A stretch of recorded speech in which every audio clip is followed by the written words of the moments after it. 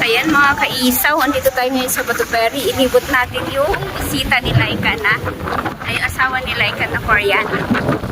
So tara, kinamahan niyo ako mga kaisaw.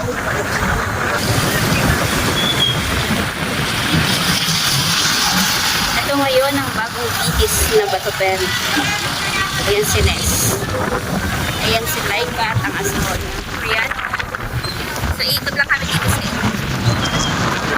bagong ilog yung Batuberi mga kaisaw. Ayan si Nes. O diba? Sarap maligo. Hello! Ayan. Ayan si Laika. Say hi! Hello to my vlog! Yan po ang asawa ni Laika na Koreano. Ililibot lang namin dito sa Batuberi. So ayan guys, tara po dito sa ilog ng Batuberi. Ito po ay sikat dito sa Daupor. So sa mga gustong lumayo dyan, lalo na ngayong nalalapit ng Holy Week, kung wala pa kayo naiisip na magbabakasyonan, tara na. Fresh na fresh yung tubig galing sa bundok. At syempre, tingnan nyo naman ang view. Napakaganda mga kaisaw. So tara na, let's go. Ikot tayo. Tara.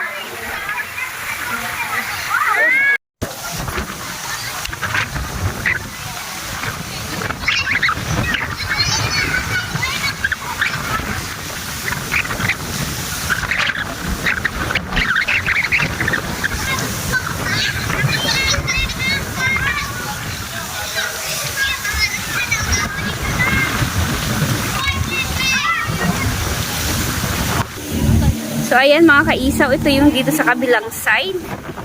Ayan, may mga naglalaro ng volleyball. So ayan po sa mga gustong magbakasyon, itong Holy Week at wala pa kayong napipiling lugar para sa pagsiswimming nyo.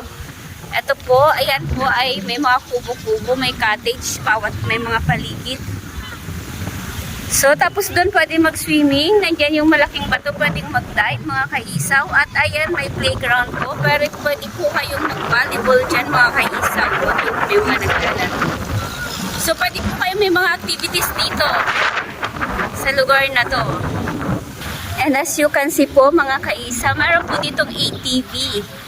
So, ayan ang Koreano ay gusto yatang sumakay sa ATV. Ayan po. Pwede po kayo mag-ATV. Magre-rent kayo ng ATV.